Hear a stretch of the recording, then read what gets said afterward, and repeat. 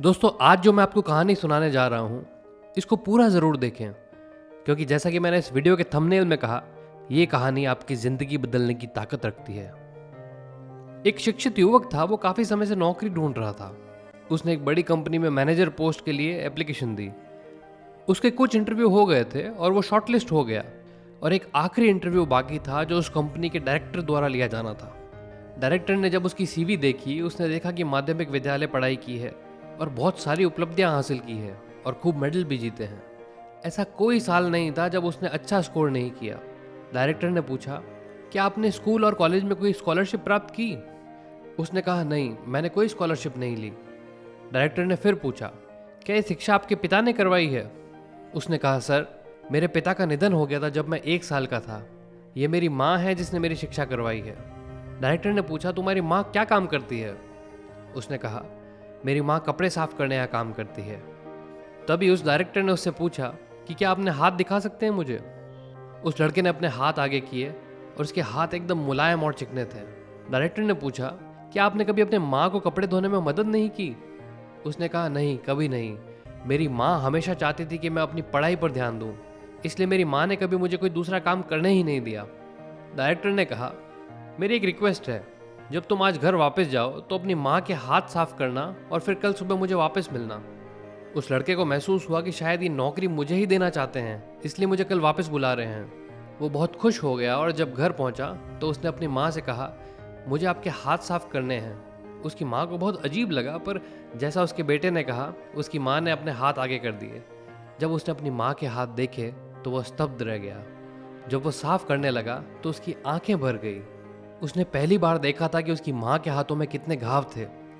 कुछ घाव इतने दर्दनाक थे कि गर्म पानी से साफ करने पर उनकी माँ कांप उठी।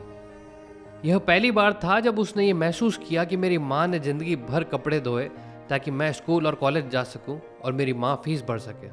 माँ के हाथों में चोट की कीमत वह कीमत थी जो उसकी माँ को अपने बेटे की शिक्षा और भविष्य के लिए चुकानी पड़ी। माँ के हाथ साफ करने के बाद उस रात माँ बेटे ने बहुत देर तक बातें की। अगली सुबह वो वादे के अनुसार डायरेक्टर से मिलने गया। डायरेक्टर ने उसे देखते ही कहा, क्या तुमने अपने माँ के हाथ साफ किए? उसने कहा, मैंने अपनी माँ के हाथ साफ किए सर, और मुझे एहसास हुआ कि उन्होंने मेरे लिए कितना कठिन जीवन जिया है। मेरी माँ के बलिदान के बिना मैं इस काबिल नहीं बन पाता। उन्होंने मेरे लिए अपने जीवन के सभी सुखों को त्याग दिया और मेरे भविष्य के लिए अपना सब कुछ बलिदान पर लगा दिया। यह कहते हुए उसकी आंखों से आंसू गिरने लगे। ये उसकी माँ के प्रति कृतज्ञता और शुक्रगुजार होने वाले आंसू थे। डायरेक्टर ने कहा, यही वह है जिसे मैं ढूंढ रहा हूँ। मैं ऐसे व्यक्ति को कंपनी में लेना चाहता हूँ जो दूसरों की मदद की सराहना कर सकता है।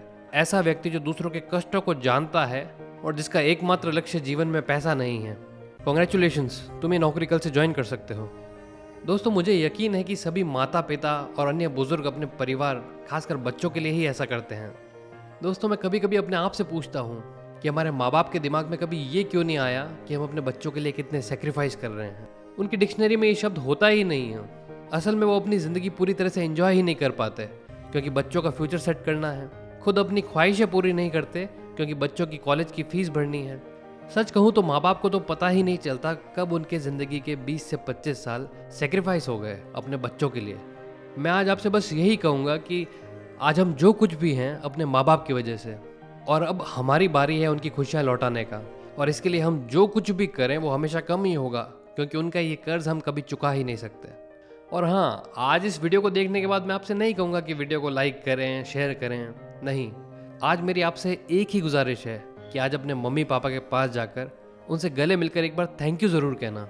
और अगर उनसे दूर हो तो फ़ोन पर एक छोटा सा थैंक यू का मैसेज बना के भेजना। इसके बाद जो उनके चेहरे पर मुस्कान आएगी, तब आपको समझ आएगा कि ज़िंदगी में सुकून इसी को कहते हैं।